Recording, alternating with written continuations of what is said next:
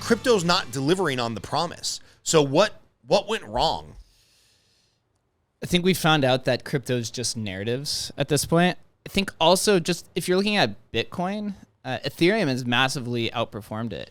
And many people in the crypto space are beginning to lose a little bit of faith in Bitcoin because of this idea of like Bitcoin maximalism that surrounds it, which is the culture has become very predatory and very aggressive to anybody who uses anything outside of Bitcoin.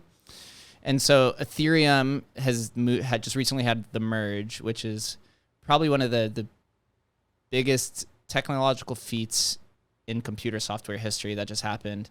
Pretty much they just minimized their energy efficiency by 99.95%.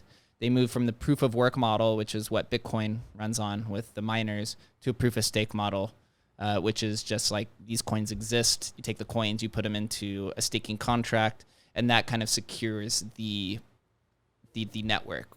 You can add some innovation and tokenomics and things around that, but I don't want to get too deep into that because that's I'm a shaking whole my head hour-long like I have any. conversation. I'm shaking my head as if I have any clue what you're talking about. So talk about the reverse merge or whatever it is of Ethereum as like. Pretend like you're explaining it to my 6-year-old son because he's smarter than me at this point. He at least speaks 2 languages.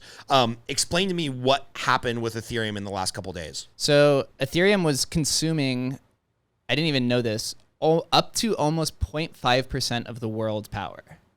And now they just minimize that by 99.95%, moving off of the proof of work model where there's miners and hardware and stuff like that. And miners, when you say that, these are people it's in just, their room. It's just specialized computers. Specialized computers, solving, a room full of servers solving equations to basically...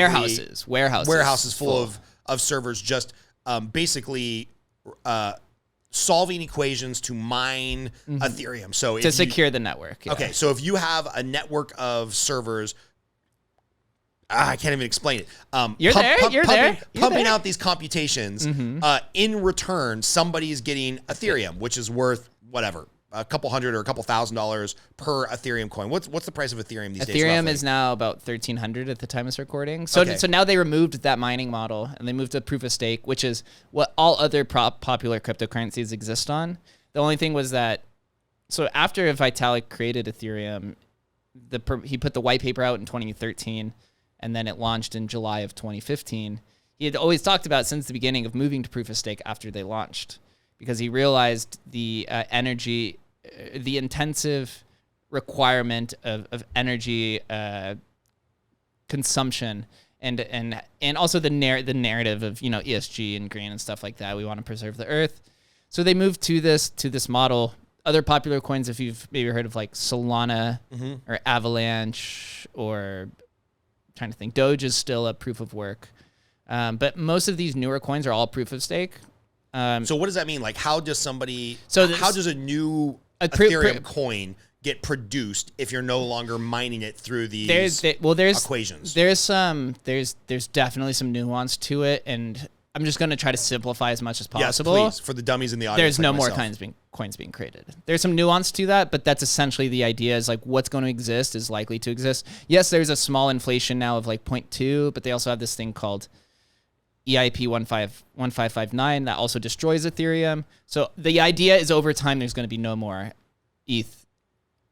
So if there's a billion Ethereum coins, there's a billion that's Ethereum coins. That's pretty much, yes. You'll see it move, but that's the central idea over time is there's more to it, but that's kind of like to simplify it as much as possible. Got it. So these people that invested millions of dollars in warehouses full of servers, they're screwed. Yeah. So they've known for a while, and so that merge happened. The miners now moved to probably Bitcoin, or they moved to some of the other proof of work coins to it.